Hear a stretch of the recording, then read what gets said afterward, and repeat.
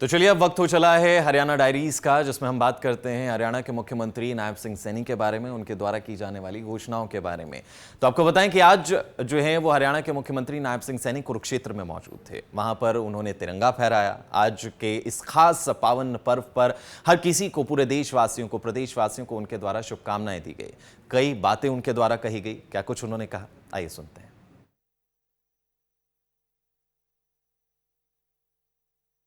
1857 की क्रांति तो अंबाला छावनी से शुरू हुई थी।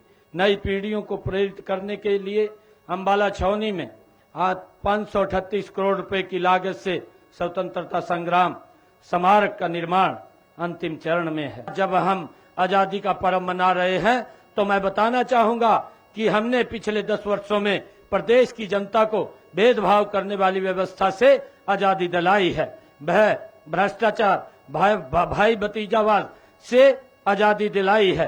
विकास में असमानता करने वाले क्षेत्रवाद से आजादी दिलाई है।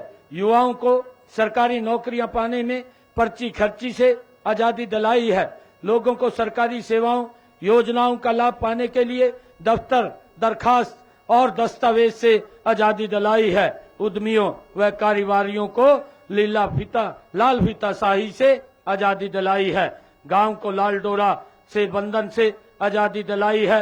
महिलाओं को रसोई के धुएं से आजादी दिलाई है। और आज हमारी माताएं बहनें सुरक्षित महसूस करती है। हरियाणा देश का पहला राज्य है जिसने आयुष्मान भारत चिरायु योजना के तहत अपने हर नागरिक को स्वास्थ्य सुरक्षा प्रदान की है।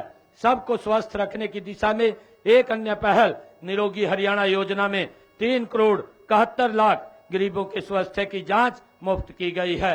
गरीबों का जीवन स्तर ऊपर उठाने के लिए अंत्योदय परिवार उत्थान योजना के तहत अंत्योदय मेले लगाकर 50,000 गरीबों को स्वरोजगार के लिए ऋण प्रदान किए हैं। प्रधानमंत्री गरीब अन्न कल्याण योजना के तहत अब 48 लाख परिवारों को मुफ्त राशन मिल रहा है। हमारी हैप्पी योजना से हर गरीब को हरियाणा रोडवेज की बसों में सालाना 1000 किलोमीटर तक मुफ्त यात्रा का लाभ मिल रहा है। गरीब परिवारों के बुजुर्गों को तीर्थ यात्रा दर्शन के लिए मुख्यमंत्री तीर्थ दर्शन योजना चलाई हुई है। इसमें बुजुर्गों को तीर्थ यात्रा के लिए सरकार के खर्चे पर ले जाया जाता है।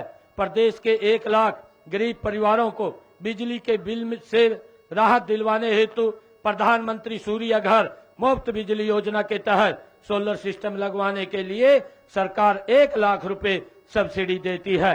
गरीबों के सर के ऊपर छत उपलब्ध कराने के लिए प्रधानमंत्री आवास योजना के तहत 49,975 मकान बनाए गए हैं तथा 14,202 मकान बनाए जा रहे हैं। मकान की मरम्मत के लिए भी 80,000 रुपए की राशि सीधे लाभार्थी के खाते में जमा कराई जा रही है। मुख्यमंत्री शहरी आवास योजना के तहत शहरों में 15,250 गरीब परिवारों को 30-30 गज के प्लाट के आवंटन पत्र भी सौंपे गए हैं।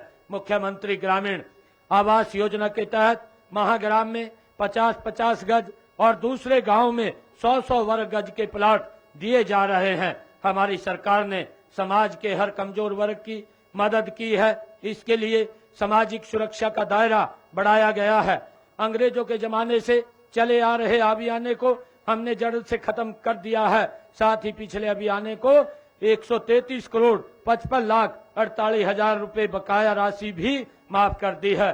केंद्र सरकार जिन 24 फसलों का एमएसपी घोषित करती थी, उन सब फसल खरीद एमएसपी पर करने का निर्णय हमारी सरकार में स्वतंत्रता दिवस की मैं पूरे हरियाणा प्रदेशवासियों को, देशवासियों को बहुत बहुत शुभकामनाएं और बधाई देता हूं। ये आज़ादी ये बड़ी परिश्रम और तपस्या से मिली है और हम सब ने इस आज़ादी को हर घर तिरंगा लगा करके सेलिब्रेट भी किया है।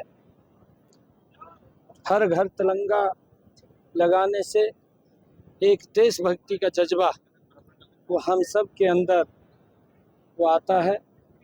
मैं पूरे प्रदेशवासियों से ये अपील भी करना चाहूँगा कि ऐसे अवसरों के ऊपर हमें संकल्प लेने की आवश्यकता है, क्योंकि ये स्वतंत्रता का, आज़ादी का वो पर्व है जिसको हम सब मिलकर के मनाते हैं। हमें ऐसे अवसरों के ऊपर ये संकल्प लेना चाहिए कि आदरणीय प्रधानमंत्री नरेंद्र मोदी जी ने जो एक लक्ष्य लिया है, एक संकल्प लिया है कि 2047 तक इस भारत को विकसित राष्ट्र बनाने का हम काम करेंगे।